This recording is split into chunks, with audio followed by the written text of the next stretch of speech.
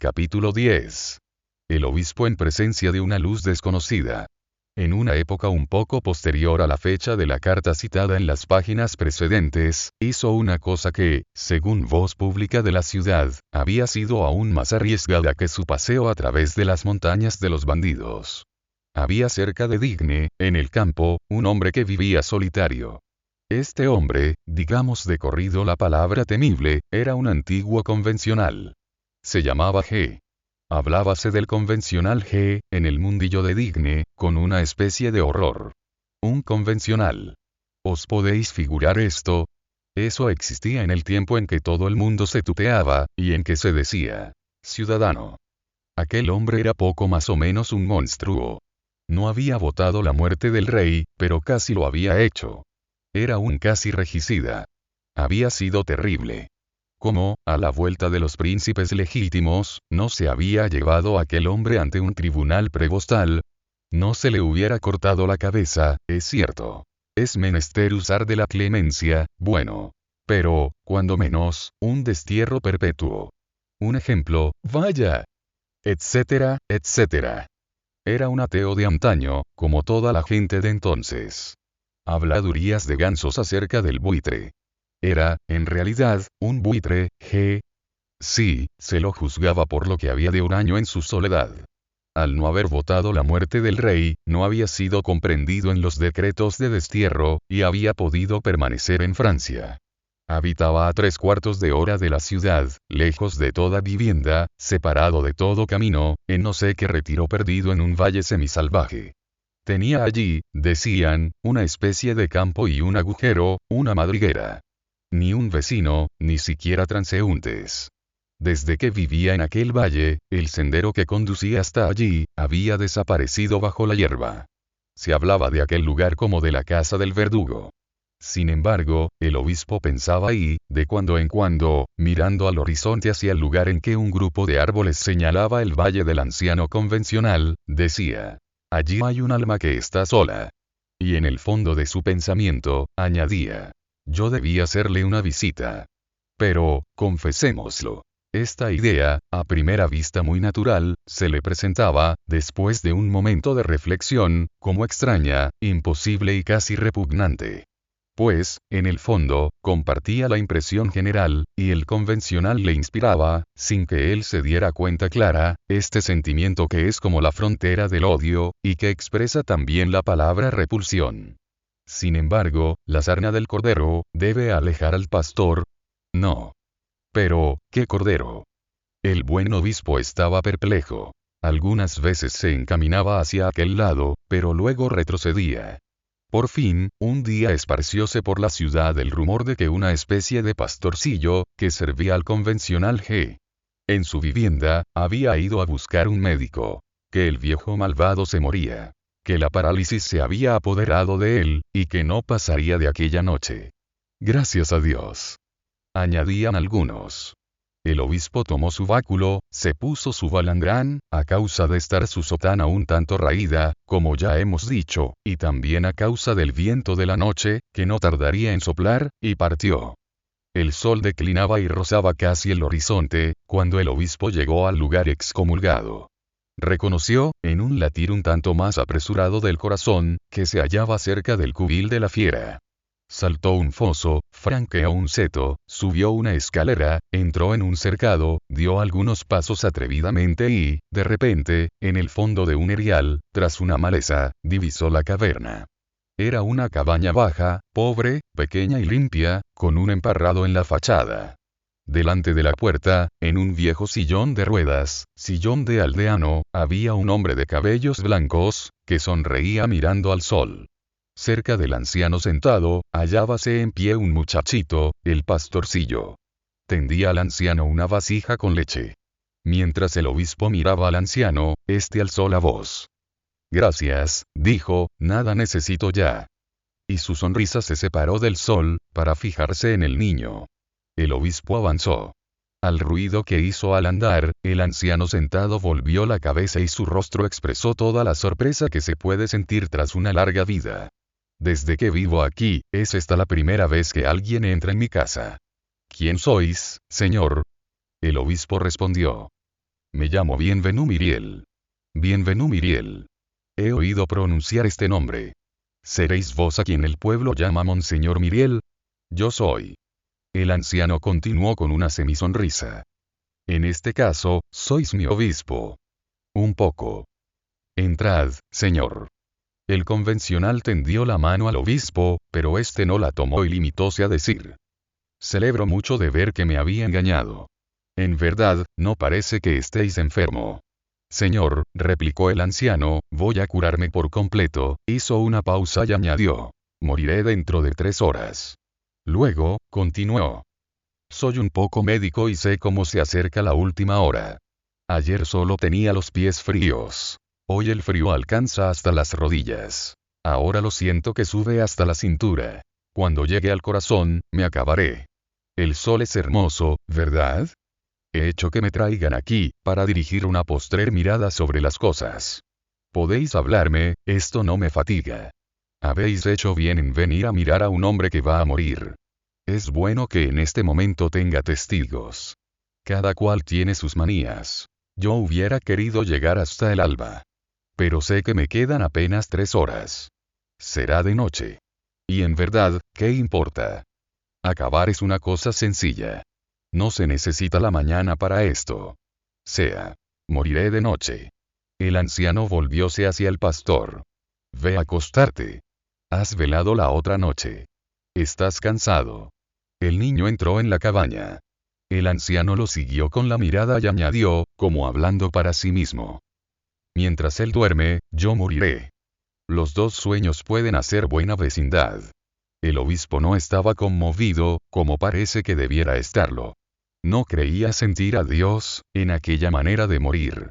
Lo diremos todo, porque las pequeñas contradicciones de los grandes corazones, deben ser puestas de manifiesto como las demás. Él, que en ocasiones tan de veras se reía de su grandeza, se hallaba un poco sorprendido de no ser llamado monseñor, y estaba casi tentado de replicar: ciudadano.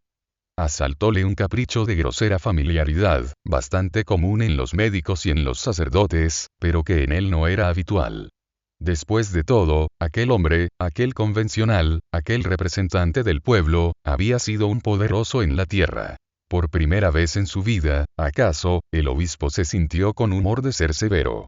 El convencional, sin embargo, lo consideraba con modesta cordialidad, en la cual hubiérase podido discernir la humildad que también sienta cuando se está cerca de convertirse en polvo. El obispo, por su parte, aunque se guardaba ordinariamente de la curiosidad, la cual, según él, era muy próxima a la ofensa, no podía menos de examinar a convencional con una atención que, no teniendo origen en la simpatía, probablemente le hubiera reprochado su conciencia respecto de cualquier otro hombre. Un convencional causábale, en cierto modo, el efecto de un hombre fuera de la ley, incluso fuera de la ley de la caridad.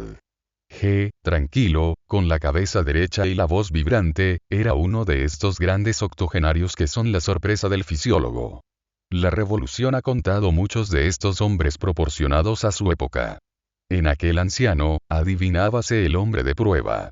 Tan cercano a su fin, había conservado todos los movimientos y ademanes de una perfecta salud.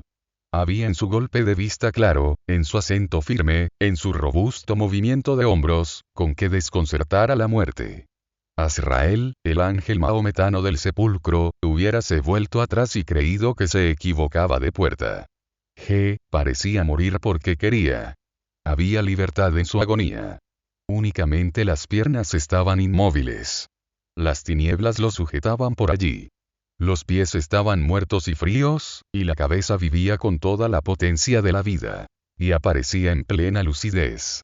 En aquel grave momento, se parecía al rey del cuento oriental, de carne en la parte superior, de mármol en la inferior. Había allí una piedra. El obispo sentóse en ella. El exordio fue exabrupto. Os felicito, dijo, en tono de represión. Pues, al cabo, no votasteis la muerte del rey. El convencional no pareció notar el amargo sentido oculto en las palabras al cabo. Pero la sonrisa se había borrado de su rostro. No me felicitéis demasiado pronto, señor. He votado el fin del tirano. Era el acento austero, en presencia del acento severo. ¿Qué queréis decir? Repuso el obispo. quiero decir que el hombre tiene un tirano. La ignorancia. Yo he votado el fin de este tirano, que ha engendrado la falsa autoridad, en lugar de la autoridad que se apoya en lo verdadero. El hombre no debe ser gobernado más que por la ciencia. Y por la conciencia, añadió el obispo. Es lo mismo. La conciencia es la cantidad de ciencia innata que tenemos en nosotros mismos. Monseñor Bienvenu escuchaba, un poco sorprendido, aquel lenguaje nuevo para él. El convencional prosiguió. En cuanto a Luis XVI, yo dije no. No me creo con derecho para matar a un hombre. Pero me siento con el deber de exterminar el mal. He votado el fin del tirano. Es decir, el fin de la prostitución de la mujer, el fin de la esclavitud del hombre, el fin de la ignorancia del niño. Al votar por la República, voté todo esto. He votado la fraternidad, la concordia, la aurora. He ayudado a la caída de los prejuicios y de los errores. El hundimiento de los unos y los otros, produce la luz. Hemos hecho caer el viejo mundo. Y el viejo mundo, vaso de miserias, al volcarse sobre el género humano, se ha convertido en una urna de alegría. De alegría no pura, dijo el obispo. Podríais decir, de alegría turbada. Y hoy, después de este fatal retroceso a lo pasado, que se llama 1814, alegría desvanecida. ¡Ay! La obra ha sido incompleta, convengo en ello. Hemos demolido el antiguo régimen de los hechos. No hemos podido suprimirlo completamente en las ideas. No basta con destruir los abusos. Hay que modificar las costumbres. El molino ya no está, pero el viento continúa soplando. Habéis demolido. Demoler puede resultar útil. Pero yo desconfío de una demolición con la cual está mezclada la cólera. El derecho tiene su cólera, señor obispo, y la cólera del derecho es un elemento de progreso. De todos modos, y dígase lo que se quiera, la Revolución Francesa es el paso más grande dado por el género humano, desde el advenimiento de Cristo. Progreso incompleto, sea, pero sublime. Ha despejado todas las incógnitas sociales. Ha dulcificado los ánimos. Ha calmado, tranquilizado, ilustrado. Ha hecho correr sobre la tierra torrentes de civilización. Ha sido buena. La Revolución Francesa es la consagración de la humanidad. El obispo no pudo menos de murmurar. ¿Sí? 93. El convencional se enderezó en su asiento, con una solemnidad casi lúgubre, y, con tanto vigor cuanto un moribundo puede tener, exclamó. Ah. También usted. 93. Esperaba esta palabra. Una nube se ha formado durante 1500 años. Al cabo de 15 siglos, ha estallado la tormenta. Vos procesáis al rayo. El obispo sintió, sin confesarlo tal vez, que algo en él había sido herido. Sin embargo, presentó buen continente. Respondió. El juez habla en nombre de la justicia. El sacerdote habla en nombre de la piedad, que no es otra cosa que una justicia más elevada. Un rayo no debe nunca engañarse. Y añadió, mirando fijamente al convencional. Luis XVII. El convencional extendió la mano y cogió el brazo del obispo. Luis XVII. Veamos. ¿Por quién lloráis? ¿Por el niño inocente? Entonces, bien, yo lloro con vos. ¿Es por el niño real? Os pido que reflexionéis. Para mí, el hermano de Cartouche, niño inocente, colgado de los sobacos en la plaza de Greve, hasta que el suplicio le produjera la muerte, por el solo crimen de ser hermano de Cartouche, no es menos digno de compasión que el nieto de Luis XV, niño inocente, martirizado en la torre del Temple, por el solo crimen de haber sido nieto de Luis XV. Señor, dijo el obispo, no me gusta la proximidad entre ciertos nombres. Cartouche. Luis XV.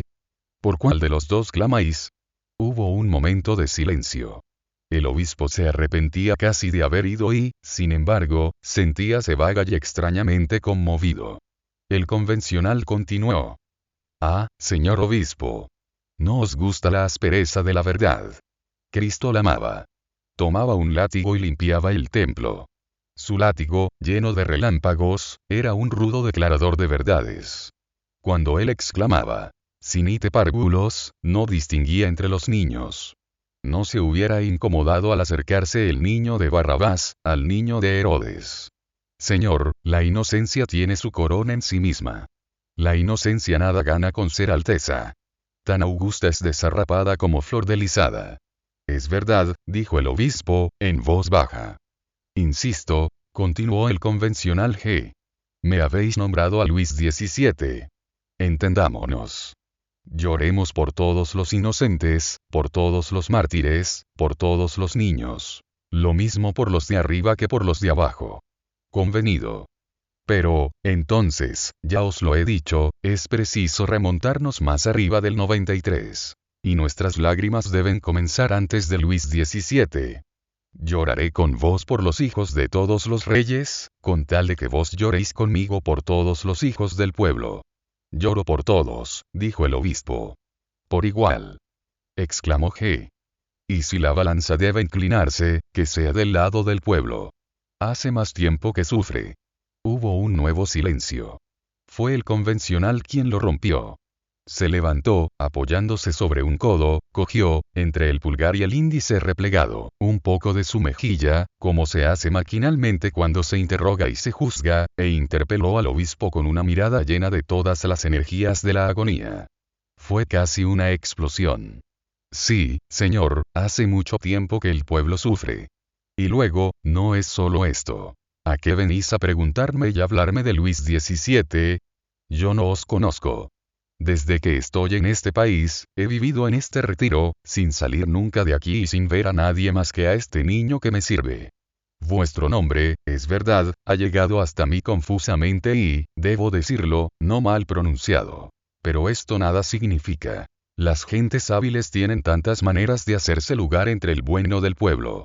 A propósito, no he oído el ruido de vuestro carruaje, sin duda lo habréis dejado detrás del seto, allá abajo, en el empalme del camino. No os conocía, repito.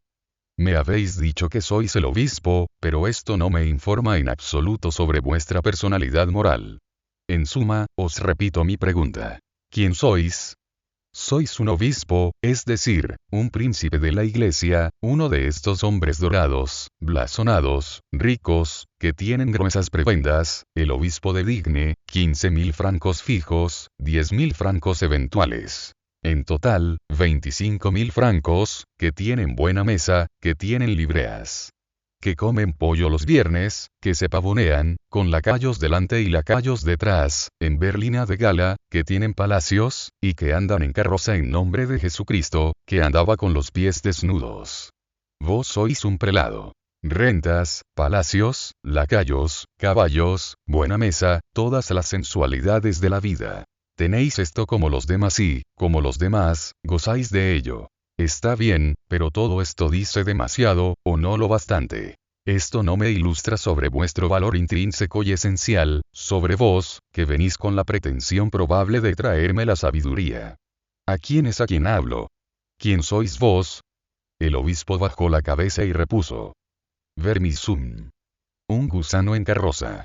Murmuró el convencional. Tocábale a este el turno de ser altivo, y al obispo de mostrarse humilde. El obispo repuso, con dulzura. Sea, señor.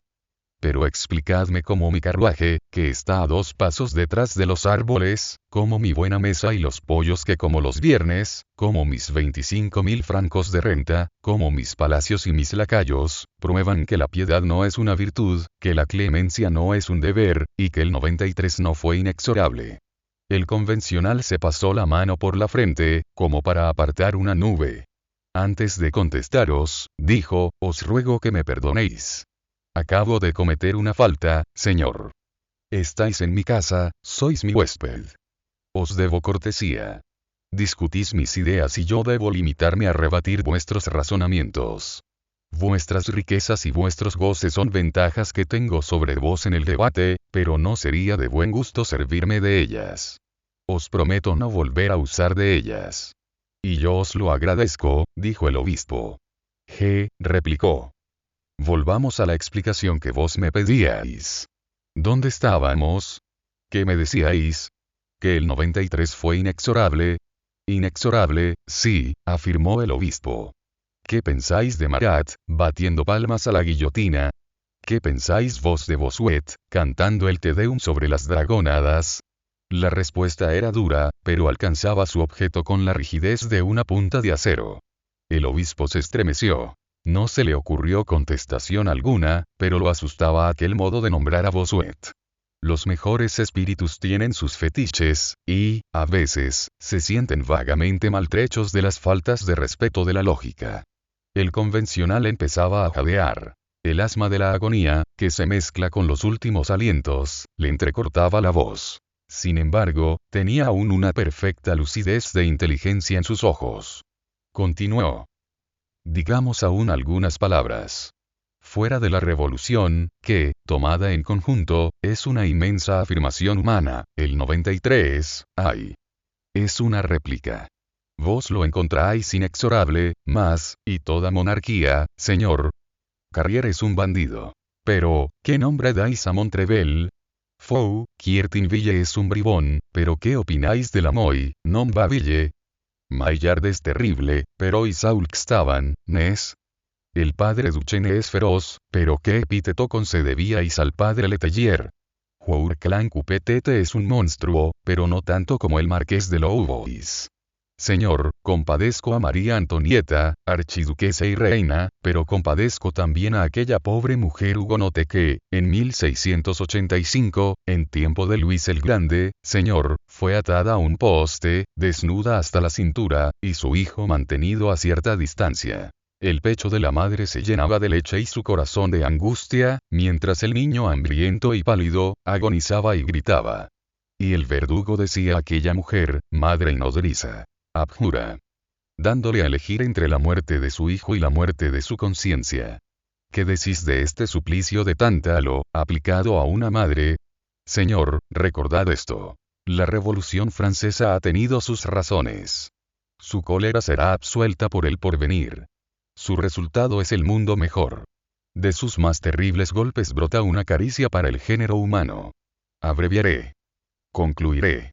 Tengo demasiado buen juego. Además, me muero. Y cesando de mirar al obispo, el convencional acabó su pensamiento con estas palabras tranquilas. Sí, las brutalidades del progreso se llaman brutalidades. Cuando han concluido, se reconoce esto. Que el género humano ha sido maltratado, pero ha marchado.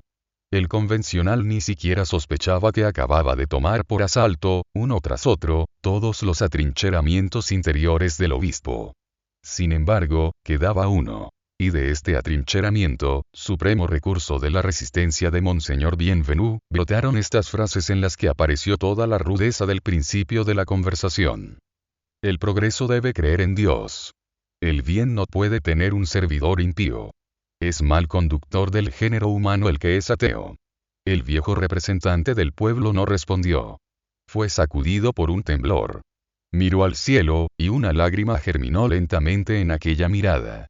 Cuando el párpado estuvo lleno, la lágrima resbaló a lo largo de su lívida mejilla, y el moribundo dijo, casi tartamudeando, bajo y como hablando consigo mismo, con la mirada perdida en las profundidades. Oh, tú. Oh, ideal. Tú solo existes. El obispo sintió una conmoción inexplicable. Tras un silencio, el anciano levantó un dedo hacia el cielo y dijo. El infinito existe. Está allí.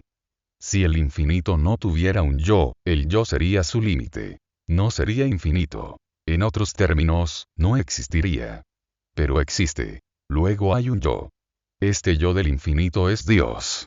El moribundo había pronunciado aquellas palabras últimas en voz alta y con el estremecimiento del éxtasis como si viese a alguien. Cuando hubo terminado de hablar, sus ojos se cerraron. El esfuerzo lo había agotado. Era evidente que acababa de vivir, en un minuto, las pocas horas que le quedaban. Lo que acababa de decir lo había aproximado a la muerte. El instante supremo llegaba.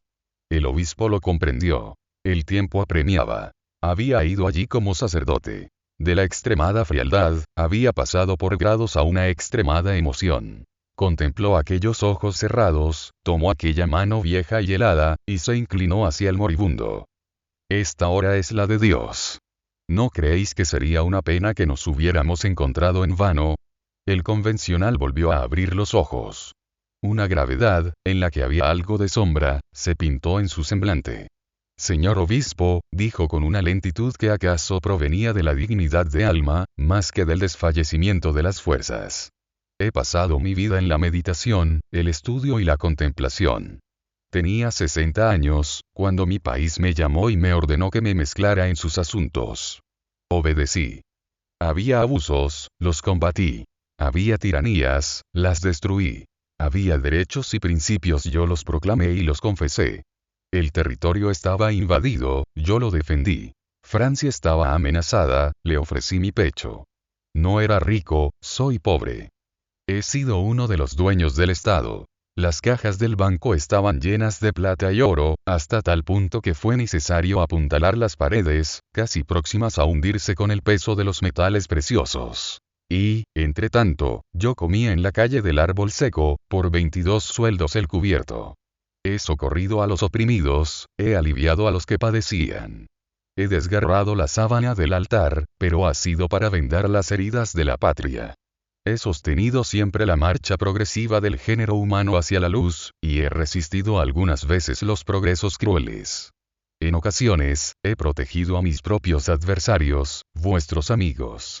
Hay en Peteghem, en Flandes, en el sitio mismo en que los reyes merovingios tenían su palacio de verano, un convento de urbanistas, la abadía de Santa Clara en Beaulieu, al cual salvé en 1793. He cumplido con mi deber, según mis fuerzas, y he hecho el bien que he podido. A pesar de esto, he sido llevado y traído, perseguido y calumniado, ridiculizado, escarnecido, maldito y proscripto. Ya, desde hace muchos años, con mis cabellos blancos, siento que muchas personas creen tener sobre mí el derecho de despreciarme. Para la pobre turba ignorante, mi cara es la de un condenado, y acepto, sin por ello odiar a nadie, el aislamiento del odio. Ahora tengo 80 años. Voy a morir. ¿Qué venís a pedirme? Vuestra bendición, dijo el obispo. Y arrodillóse. Cuando el obispo levantó la cabeza, el rostro del convencional había tomado un aspecto augusto. Acababa de expirar. El obispo regresó a su casa, profundamente absorto, no se sabe en qué pensamiento. Pasó toda la noche en oración. A la mañana siguiente, algunos curiosos trataron de hablarle del convencional G. Él se limitó a señalar el cielo. A partir de aquel instante, redobló su ternura y fraternidad para con los pobres y los que padecen. Cualquier alusión a aquel viejo malvado de G, lo hacía caer en una profunda y singular meditación.